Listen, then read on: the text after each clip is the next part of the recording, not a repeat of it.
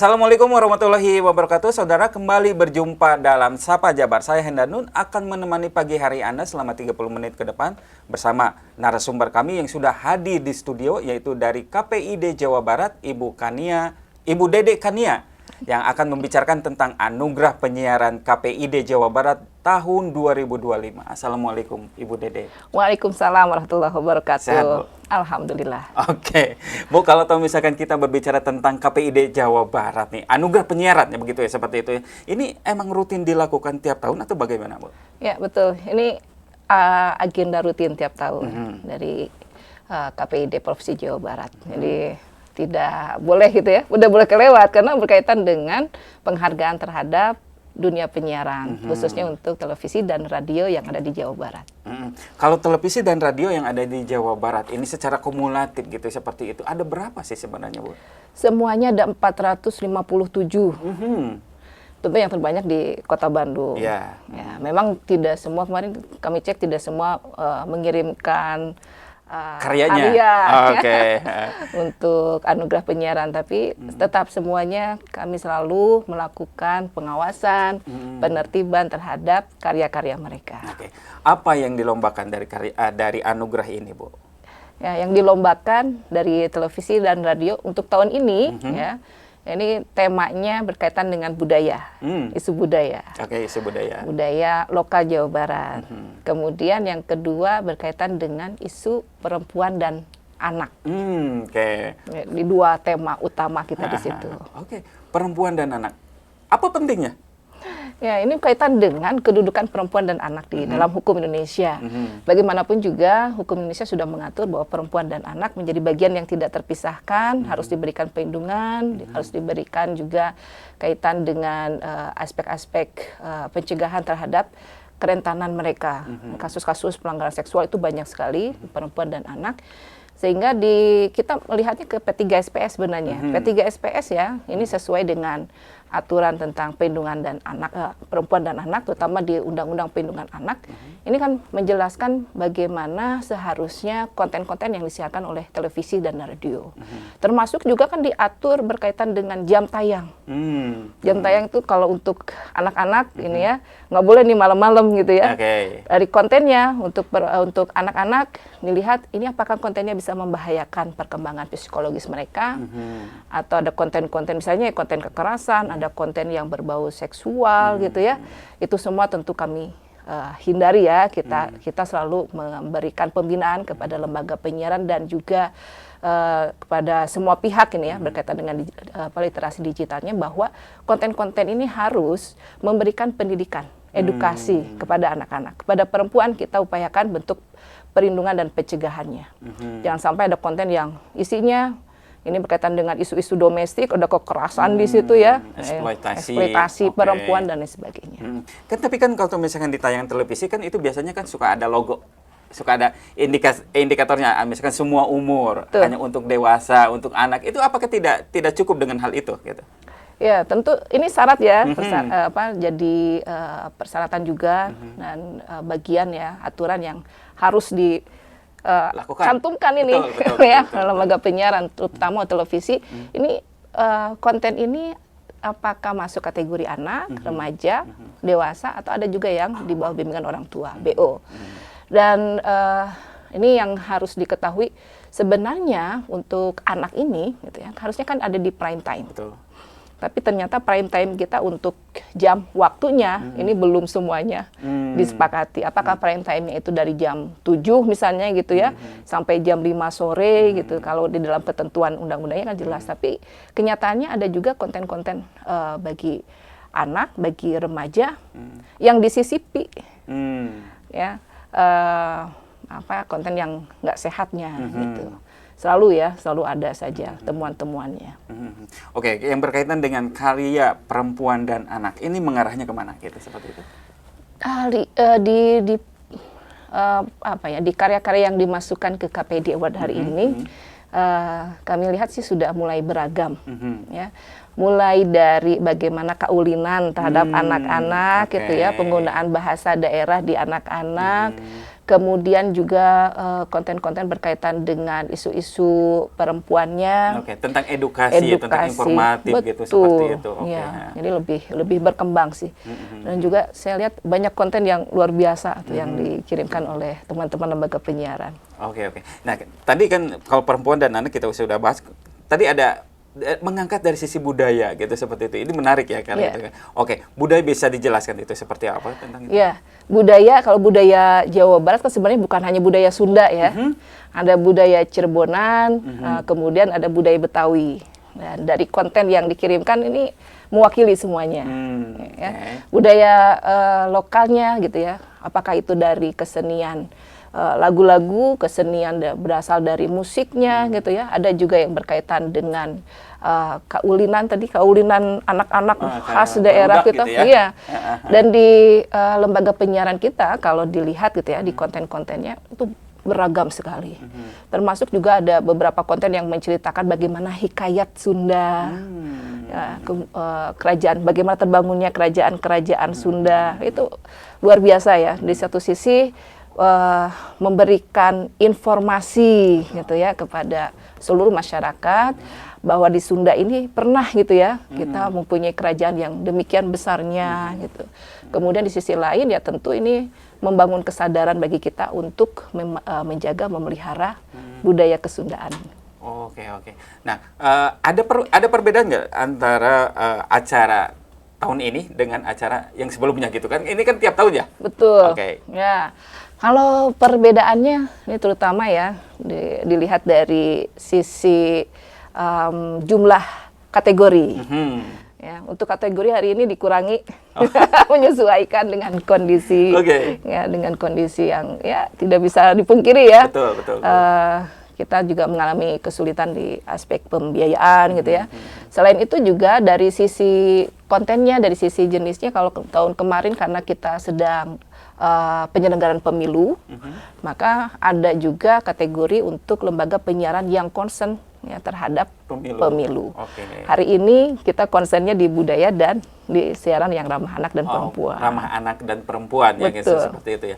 Itu berarti ada berapa tapi untuk penilaian kan sudah ditutup ya karena tanggal 10 kan ya Bu ya kalau nggak salah. Iya. Kalau untuk penilaian di kategori yang 11 itu sudah ditutup karena penilaiannya dilakukan oleh Dewan Juri. Dewan Juri pun ada Dewan Juri internal, seluruh komisioner KPID juga melakukan penilaian. Setelah itu kemudian ada penilaian oleh Dewan Juri yang eksternal. Sebelum penilaian Dewan Juri kita juga melakukan penilaian secara administratif. Ya, akan dilihat ini apakah lembaga penyiaran yang mengirimkan karyanya selama ini dia taat gitu ya kepada regulasi, kepada P3SPS, atau ada beberapa kasus-kasus gitu ya, biasanya ada juga yang dikasih surat cinta. Itu ngaruh nggak Bu? Betul, itu pengaruh. Kita tahan dulu Bu. Kita akan kembali saudara setelah jeda iklan berikut ini.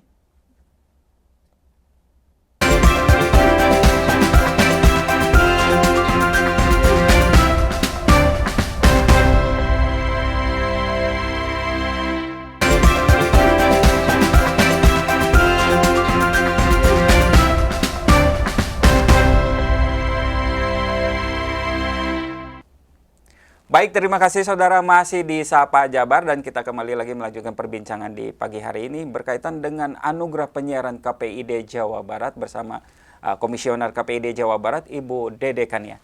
Ibu Dede, kalau tadi berbicara tentang budaya karena itu hal yang penting. Kemudian penyiaran ramah perempuan dan anak begitu ya seperti itu. Nah, sekarang seberapa penting sih kalau untuk isi siaran untuk di Jawa Barat ini begitu? Ya. Tentu sangat penting. Bagaimanapun juga, kalau kita melihat ya, masyarakat ini masih membutuhkan informasi dan edukasi ya dari lembaga penyiaran.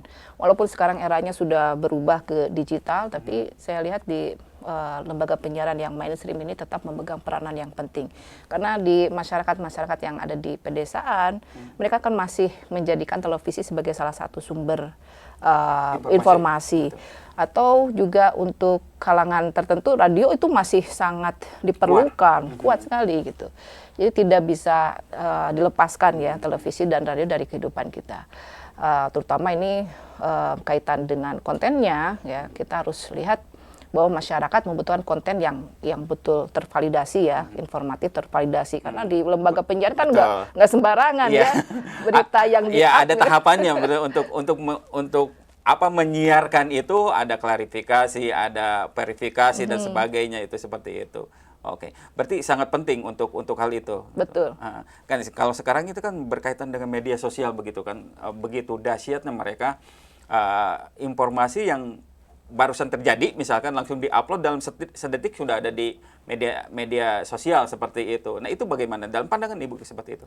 Ya, tentu ada sisi negatifnya ya. Sisi positifnya kecepatan informasi. Betul. Tapi dari sisi negatifnya berita yang diinfokan kepada masyarakat jadi tidak tervalidasi. Apakah itu berita yang sesungguhnya atau ternyata mengandung hoax yang bisa memanipulasi masyarakat. Ya, kita menginginkan kan masyarakat ini cerdas gitu ya. Masyarakat ini terdidik, dan tentu semua berita yang atau informasi yang mereka dapatkan pun harus demikian gitu. Tidak boleh sebaliknya. Nah, ya, kalau ada misleading informasi yang bahaya juga kan sebenarnya negara juga gitu ya. Betul. Ini harus kita jaga bersama gitu. Dan literasi digital ini harus dilakukan oleh semua pihak. Hari ini pun KPID Jawa Barat sudah melakukan beberapa kali literasi digital, kolaborasi dengan sekolah, gitu ya, kolaborasi bahkan dengan lembaga-lembaga. Kemarin itu di SD kita literasi digitalnya. Ada kolaborasi dengan RSGM Unjani, kolaborasi dengan Eiger. Jadi kita juga bukan hanya literasi digital, tapi juga literasi lingkungan hidup. Ya. Ini juga kan suatu yang penting. Jawa Barat ini kan daerah yang termasuk rawan bencana. Betul. Ini kita mulai jajaki kerjasama dengan lembaga-lembaga yang memang concern terhadap pemeliharaan lingkungan hidup. Oke. Karena kan untuk hal media sosial itu belum masuk ya KPID untuk mengatur seperti itu atau memantau begitu ya, seperti itu. Betul. Kalau kita lihat di Undang-Undang Penyiaran, kewenangan KPID itu terbatas di lembaga penyiaran saja, di televisi dan di radio, tidak termasuk di dalamnya media sosial. Makanya kita ya ambil perannya di literasi digitalnya, terutama ke anak-anak Gen Z ini ya, ke generasi Gen Z. Mulai dari SD, SMP, bahkan SMA, atau ke kampus-kampus juga. Kita ketok satu persatu pintunya. Ayo. Ya, karena emang kita harus harus aktif ya seperti itu. Kalau misalkan nggak aktif, mungkin juga mereka yang audiens gitu atau masyarakat juga ya menunggu, dalam arti kata ya udah apa yang ada dia makan gitu. Tapi kalau misalkan ada dari lembaga KPI-nya sendiri juga aktif gitu untuk memberikan itu gitu ya, mungkin akan tercerahkan. Nah, bagaimana respon dari mereka ketika dari KPID menyampaikan tentang edukasi tentang digital itu gitu, seperti itu? Selama ini luar biasa ya sambutan dari teman-teman Gen Z gitu ya, dan mereka sangat menghargai dunia penyiaran juga akhirnya. Jadi mereka bukan hanya mengetahui apa sih seharusnya yang mereka lakukan dengan media sosialnya, tapi juga mereka mengetahui televisi dan radio itu ternyata kontennya itu menarik ya gitu. Dan juga dikenalkan kepada mereka dunia broadcast-nya. Selama ini juga kami melakukan menyelenggarakan magang rasa kerja di KPID Jabar. Ya. Dan teman-teman yang ini mahasiswa ya, teman-teman mahasiswa yang mager di KPID Jabar, selalu kami ajarkan bagaimana caranya menilai suatu tontonan ini sesuai dengan P3 SPS gitu ya, regulasi kita atau tidak. Jika tidak sesuai dengan regulasi P3 SPS, tentu nanti kita akan naikkan sebagai temuan ya, item gitu ya. Karena kan kalau misalkan media ya, media mainstream gitu misalkan untuk TV dan radio, itu kan aturannya rigid gitu ya. Betul. Karena produknya pun sesuai dengan aturan, ketika itu kita keluarkan itu juga sesuai dengan pakem-pakem kita gitu ya, seperti itu, dan pakem-pakem regulasi gitu ya, seperti itu. Tapi kalau misalkan kita bandingkan, lagi-lagi kita bandingkan dengan media sosial seperti itu, walaupun tidak apple to apple ya Bu ya, seperti itu gitu. Tapi kalau misalkan dilihat dari informasi yang berkembang sekarang ini kan ada di dua ranah gitu ya, satu di media mainstream dan satu lagi yang berkembang di media sosial seperti itu gitu. Jadi ada penjelasan gitu. Nah, menurut Ibu itu bagaimana tentang adanya satu di media mainstream itu rigid banget dengan regulasi dan emang itu harus seperti itu, dan sementara di media sosial belum ada aturan seperti itu gitu. Ya, ini yang kita harapkan dari pemerintah segera ya menetapkan peraturan yang bisa memberikan keadilan ya bagi kedua platform gitu. Selama ini yang diatur di media mainstream ya, lembaga penyiaran. Nah, betul di lembaga yang sebelahnya gitu ya, di platform yang sebelahnya ini masih sangat minim pengaturannya. Ya, tentu kita harapkan lebih cepat ya undang-undang penyiaran yang terbaru ditetapkan, kemudian juga peraturan dari kementerian terkait berkaitan dengan pembatasan aturan ya untuk media di lembaga digital ini atau di media-media digital ini. Kenapa? Karena sampai saat ini kita menemukan banyak sekali kasus-kasus yang terjadi di masyarakat, ternyata pencetusnya itu adalah dari tontonan yang ada di media digital. Ya, anak-anak misalnya karena mereka terpapar dengan game-game yang berisi kekerasan, akhirnya juga mereka merasa bahwa kekerasan itu menjadi hal yang lumrah, ya terjadi normalisasi gitu ya. Termasuk juga isu kebebasan seksual gitu ya. Yang seharusnya bagi kita orang timur kita membatasi hal itu. Tapi akhirnya di masyarakat karena yang dipertontonkan banyak sekali gitu ya kasus-kasus, termasuk juga di ya anak-anak yang masih sekolah yang kita merasa khawatir sebenarnya ya, kok banyak sekali ini anak-anak bukan hanya di anak kuliah gitu ya, bukan hanya mahasiswa, ternyata udah ke anak-anak remaja, isu tentang kebebasan seksual itu. Iya betul. Tapi kalau misalkan dilihat dari perkembangan yang sekarang gitu ya, seperti itu media sosial ataupun misalkan dengan ranah digital, sebenarnya itu memberikan tantangan sih bagi media mainstream itu sendiri, dan dari inovatif, kreatif dan sebagainya gitu ya, seperti itu. Nah, apa yang harus dilakukan oleh media mainstream berkaitan dengan ya sekarang ini kan, kalau boleh dikatakan bahwa media mainstream itu kan bisa hidup karena iklan. Dan semua media sosial juga begitu kan, seperti itu ya gitu ya. Nah, ketika misalkan dia tidak inovatif dan tidak kreatif seperti itu untuk menghasilkan karya gitu kan, ya akan ketinggalan mungkin seperti itu. Pandangan dari Ibu seperti apa? Itu sebenarnya sesuai dengan tema anugerah penyiaran yang ke-18 ini. Apa tuh? Motekar. Oke, gitu. Ya, motekar itu kan kalau dari istilah Sundanya itu kan kreatif ya, kreatif. Dan kalau kita ya motekar itu kita artikan modern dan kreatif gitu. Jadi lembaga penyiaran ini harus membuat konten-konten yang sesuai dengan generasi hari ini gitu. Konten-konten yang bisa memenuhi kebutuhan mereka, informasi seperti apa gitu ya yang mereka butuhkan, termasuk juga hiburan yang layak mereka konsumsi. Dan ini butuh kerjasama ya semua pihak ya, dari lembaga penyiarannya juga ini harus selalu siap dengan ide inovasi terbarunya supaya kalangan masyarakat terutama Gen Z gitu ya, generasi-generasi muda kita ini mendapatkan manfaat dari tontonan yang mereka terima. Oke, kita tahan dulu ya Bu ya. Kita akan kembali saudara setelah jeda iklan berikut ini.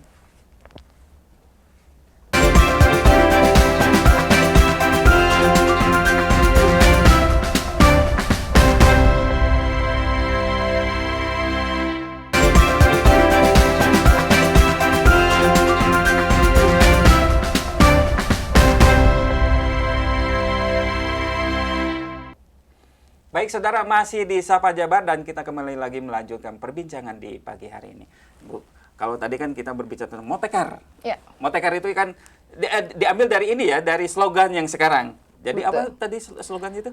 Modern dan kreatif. Modern dan kreatif ya, seperti itu ya. Nah, kalau misalkan karena ada motekar, ada tetap kan si media mainstream itu harus memegang regulasi gitu. Betul. Jadi tidak serta-merta karena mau tekar, ya udah deh diambil aja semuanya gitu tanpa akhirnya jadi menabrak gitu. Nggak seperti itu kan ya? Tidak, ya tetap aja kita kembalikan pada regulasi yang ada. Aha. Ya. Kan nilai-nilai kebebasan kita juga di Indonesia kan ada batasannya. Betul. Kita kembalikan ke nilai Pancasila, ada di situ kan kemanusiaan yang adil dan beradab. Ada kata adab yang tetap harus kita jaga. Itu dari sisi filosofi ya. Dari sisi regulasinya kita punya undang-undang penyiaran, punya P3 SPS, itu sudah ditetapkan. Harus bagaimana sih lembaga penyiaran itu gitu ya. Di dalam menyiar konten-kontennya tidak boleh kaitan dengan batas usia, tidak boleh dia menyiarkan hal yang bagi anak-anak itu ya mengandung muatan yang dewasa, atau kaitan dengan jam siarnya kalau memang muatannya untuk dewasa ya ditayangkan di jam 22 ya. Nah, mulai jam 3 pagi sampai jam 3 pagi. Ya itu tetap jadi pakem ya, tidak boleh kita lepaskan. Jadi kita juga mengajarkan kepada masyarakat bahwa dalam kehidupan ini ada pakem-pakem yang harus kita jalankan gitu. Harus kita jaga, tidak boleh lepas dari pakem itu supaya masyarakat bisa tetap tertib ya, masyarakat juga bisa terus menjaga regulasi yang ada.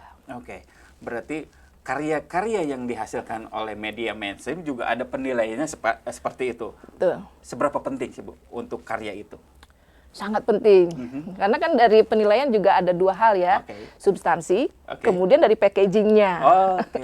Substansi berarti dari sisi kemanfaatan, packagingnya itu mulai dari bagaimana videonya, bagaimana audionya gitu ya, bagaimana dari sisi talentnya, betul, dari sisi value-nya gitu ya.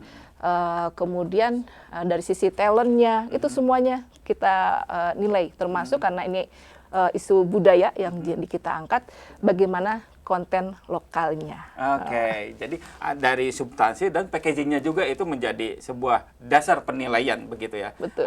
Melibatkan masyarakat atau akademisi atau apa gitu seperti itu? Betul, semuanya dilibatkan. Semuanya dilibatkan. Termasuk juga kan ada penilaian itu bukan hanya oleh Dewan Juri ya, ada juga kategori-kategori yang umum, masuknya kategori umum, ini yang melibatkan masyarakat. Itu untuk reporter, televisi dan radio. Penyiar atau reporter untuk televisi dan radio itu melalui mekanisme voting. Oke. Mungkin ada closing statement Ibu untuk lembaga penyiaran ataupun untuk masyarakat dan berkaitan dengan anugerah penyiaran KPID Jawa Barat tahun 2025. Mangga silakan. Ya, anugerah penyiaran KPID Jawa Barat yang ke-18 tahun 2025 insya Allah akan diselenggarakan 10 November 2025 di Gedung Budaya Soreang GBS.